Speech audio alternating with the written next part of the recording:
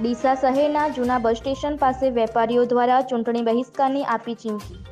ડીસા શહેરમાં નગરપાલિકાની ચૂંટણીને ગણતરીના દિવસો બાકી રહ્યા છે, ત્યારે 5 વર્ષ દરમિયાન કોર્પોરેટરોએ માત્ર ભેદભાવની નીતિ સામે વ્યાપારીઓએ મીડિયા હયા વરાળ ટાળવી અને ચૂંટણી બહિષ્કારની ચીમકી ઉચ્ચારી હતી। ડીસા શહેરના મેઇન બજારને જોડતો મુખ્ય રસ્તો જૂના બસ સ્ટેશન પાસેથી પસાર થાય છે। ત્યાં હાલ નગરપાલિકા દ્વારા છેલ્લા કેટલાક સમયથી ભૂગર્ભ ગટરનું કામકાજ ગોકુળ ગતિએ ચાલતું હોય તેવું ત્યાંના વેપારીઓ દ્વારા કહેવામાં આવ્યું હતું।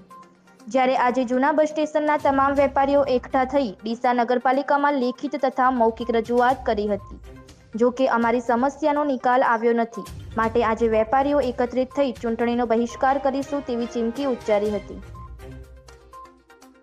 છેલ્લા 1 મહિનાથી જૂના બસ સ્ટેન્ડની આજુબાજુના વિસ્તારમાં ગટરનું કામકાજ ચાલુ છે, પણ છેલ્લા 5-7 દિવસથી એવી કામ બી બંધ છે અને પ્રજાને બહુ તકલીફ પડી રહી છે। લોકો બહુ હેરાન છે, ધંધા રોજગાર બંધ છે, રોજને 1-1 કિલો તો અમે માટી ખાઈએ છીએ અને ચૂંટણી છે। અમે આગળ બી રાજુભાઈ ઠક્કરને રજૂઆત કરેલી, પણ ખાલી પાણીના ટેન્કર છંટાયા હતા 1-2, પણ પાણીના ટેન્કરથી એની કોઈ સમસ્યા દૂર થતી નથી અને આવનારા ઇલેક્શનમાં જો આનો નિકાલ નહીં થાય શોર્ટ ટાઈમમાં તો અમે બધા એનો વિરોધ કરીશું અને બહિષ્કાર કરીશું ઇલેક્શનનો।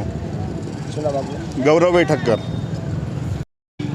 આપણે સ્પોર્ટ્સ ક્લબથી ફુવારા સુધી જે રોડ છે, હાલમાં નગરપાલિકા જે કામગીરી ગટર લાઇનની કરી રહી છે, તેમાં આપણે વિકાસની સાથે જ છીએ, વિકાસથી આપણે સાથ સપોર્ટ આપીએ જ છીએ, પરંતુ હમણાં કેટલા સમયથી કામકાજ બંધ હોવાના કારણે અત્યારે અહીંયા પારાવાર મુશ્કેલી ભોગવી રહ્યા છીએ।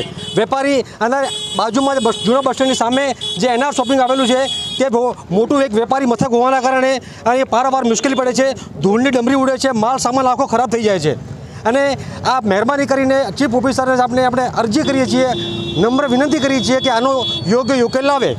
આનો નિકાલ જ્યાં સુધી નહીં, અમારા આ ટોટલ આટલા વેપારી મથકના અંદર 11 વોર્ડમાંથી વેપારી મથક આવેલો વેપારી છે બધા અહીંયા, અને જો અહીંયા વ્યવસ્થિત 24 કલાકની અંદર આની કામગીરી નહીં થાય તો અમે સંપૂર્ણ ચૂંટણીનો બહિષ્કાર કરીશું।